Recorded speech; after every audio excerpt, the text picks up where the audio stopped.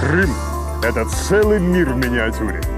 Он настолько многолик, что поездки в разные его концы похожи на путешествия по разным континентам. Я беру свою фотокамеру и отправляюсь в долгие прогулки по полуострову для того, чтобы самому увидеть все его исторические памятники и запечатлеть их поразительное многообразие. Этими впечатлениями хочется поделиться с каждым. Поэтому в эфире телеканала АТР приглашаю вас на прогулки по Крыму. Прогулки по Крыму с Алексеем Гайворонским. Давайте вместе откроем эту землю.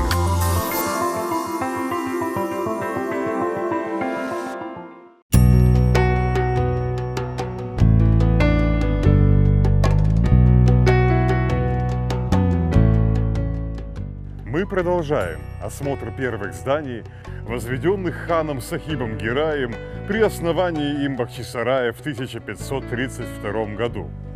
И если в прошлой передаче это была ханская мечеть, то теперь мы перейдем к следующей постройке – ханской бане.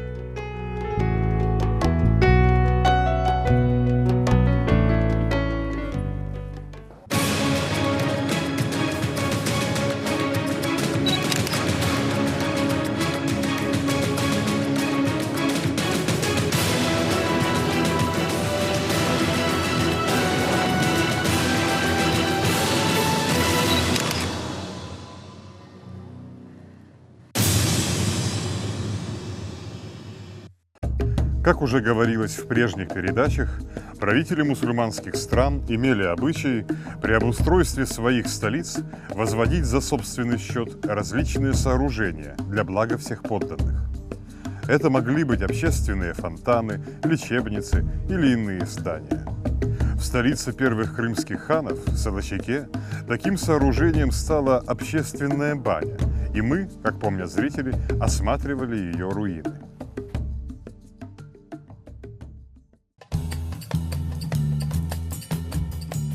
Сахиб Гирай, принявшись за строительство Бахчисарая, последовал доброму обычаю своих предков и тоже сделал подарок горожанам. Как и в Салачеке, это тоже была баня. Но сохранилась она гораздо лучше и дошла до наших дней не в руинах, а в виде очень интересного здания, которое мы внимательно рассмотрим снаружи и изнутри.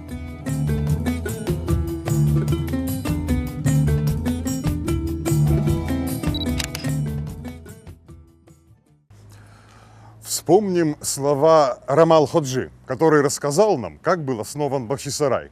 Он писал: рядом с мечетью была построена баня, которая вскоре стала повсюду известна. Напротив нее выросли большие дома. Уже через несколько месяцев здесь был большой город. Сегодня здание Сарыгузель включено в ограду ханского дворца, но изначально это была не дворцовая, а чисто городская постройка. И, как видим, она появилась здесь раньше, чем городские улицы, что впоследствии окружили ее.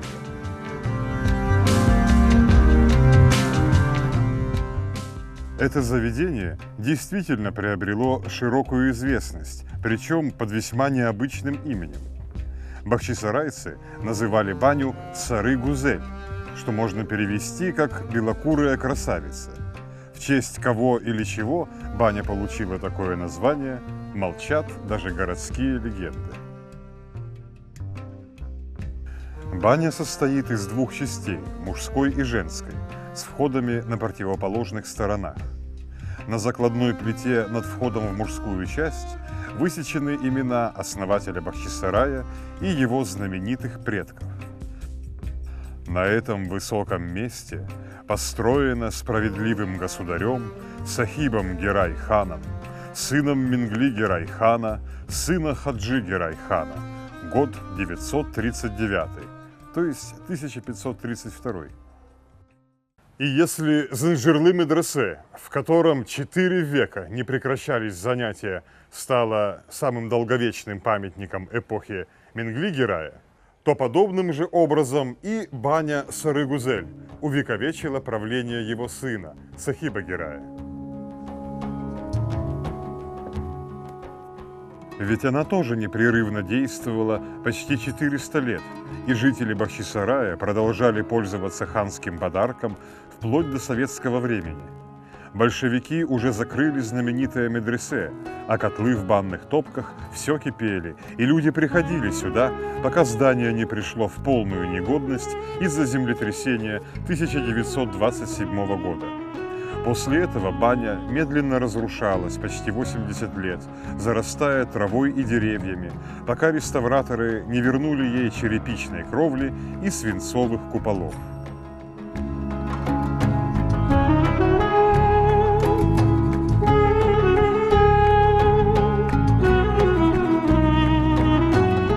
Восстановленные свинцовые кровли сэры Гузель с отверстиями, через которые выходил пар, настоящее украшение белокурой красавицы. В ханское время их покрытие могло рассматриваться как запас важного стратегического материала. Ведь известно, например, что в 17 веке османские военачальники в Кефе во время военных действий порой отдавали приказы снимать свинец с куполов городских бань для того, чтобы срочно переплавить его на пули.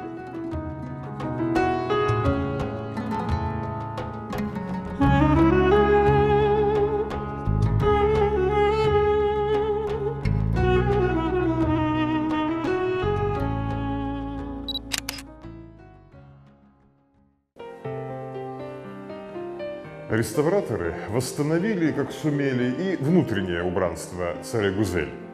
Первое, что мы увидим, войдя в здание, это просторный зал с высокими лавками у стен и с фонтаном посередине.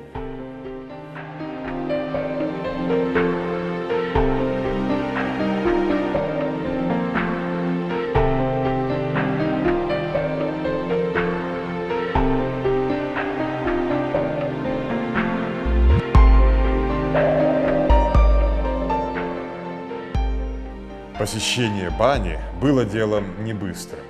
Полный сеанс с оздоровительным массажем и с мытьем занимал несколько часов, и посетители проводили в этом зале довольно продолжительное время с трубкой, с чашкой кофе и с неторопливой беседой. Поэтому любая баня в Крыму была не просто гигиеническим заведением, но своего рода клубом, где друзья и знакомые могли часами обсуждать новости и различные дела. Для коренных жителей Крыма здешние банные церемонии были делом привычным и обыденным. Зато побывавшие в Крыму иностранцы порой бывали сильно впечатлены местными обычаями и оставляли их подробные описания. Благодаря им мы и можем составить представление о том, как встречали гостей в этих стенах.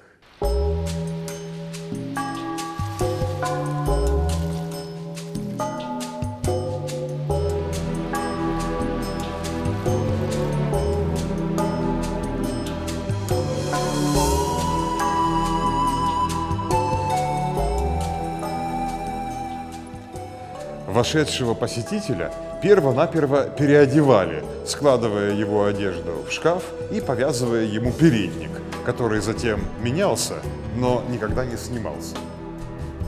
На ноги гостю надевали деревянные сандалии, как их называли налын, то есть копыта.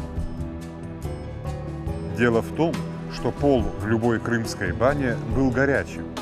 Его плиты покоились на крепких столбах, между которых летел поток обжигающего воздуха из топки. Плиты нагревались снизу, и таким образом баня отапливалась. Затем банщики сопровождали гостя в помещение, где находился массажный стол.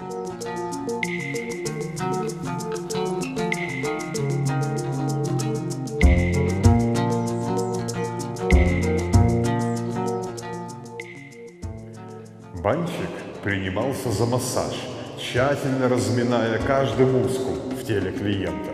Работал он долго и очень усердно.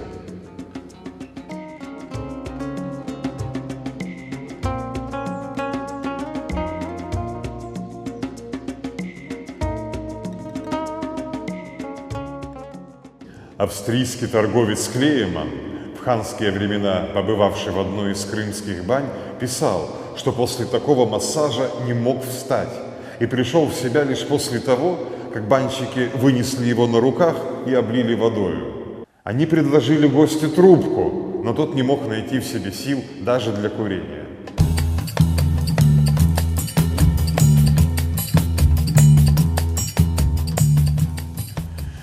Затем наступало, собственно, мытье.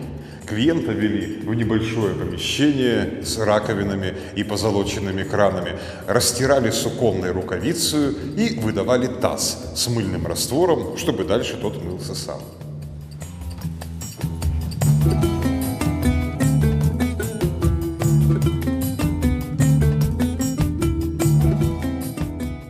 В качестве мыла здесь использовался ценный дар крымских недр, так называемая голубая глина или бентонит.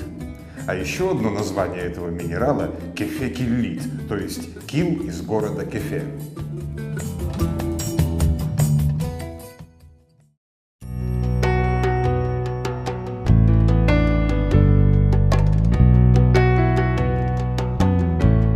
Голубая глина встречается в разных странах, однако самая чистая и качественная добывалась именно в Крыму.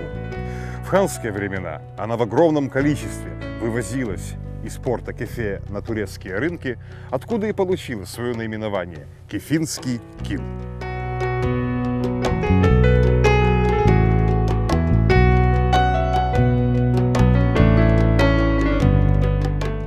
Если размочить кил в воде, получится густая мыльная жидкость, прекрасно удаляющая загрязнение. Крымские пастухи промывали ею состриженную овечью шерсть, а женщины наносили кил на вымытые волосы, чтобы они стали блестящими и шелковистыми.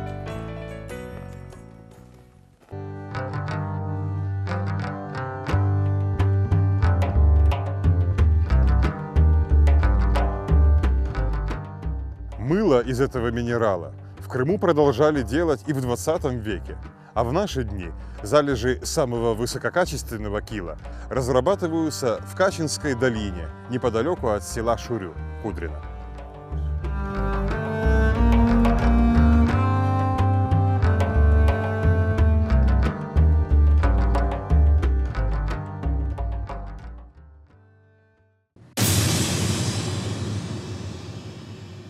Однако вернемся в гулкие залы Сарыгузель.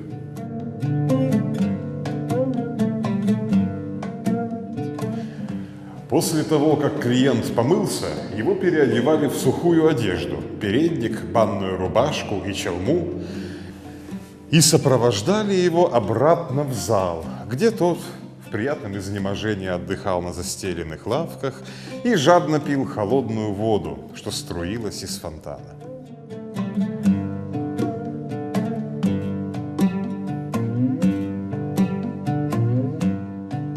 Тогда-то и наступал тот самый час для бесед и дискуссий, который и делал эту баню столь важным местом встреч и общения горожан.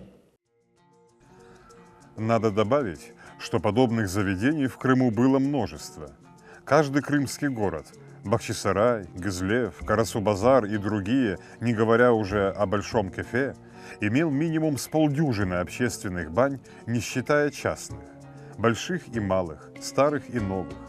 Примечательно, что банщики ценили свой труд недорого. Например, с Клейманна за многочасовой сеанс интенсивного массажа попросили всего лишь 2 мелкие монетки. Помимо Сарыгузель, в Бахчисарае также славилась баня, выстроенная Мехмедом IV Гираем.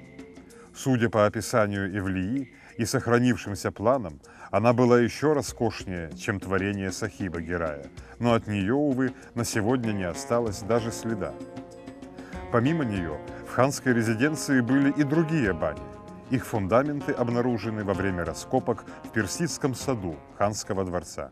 Таковы исторические факты и народные традиции, связанные с этим замечательным зданием – баней Сарыгузель, которая была построена Сахиб Гирай-ханом в дар основанному им городу и которая служила жителям Бахчисарая на протяжении почти 4 столетий.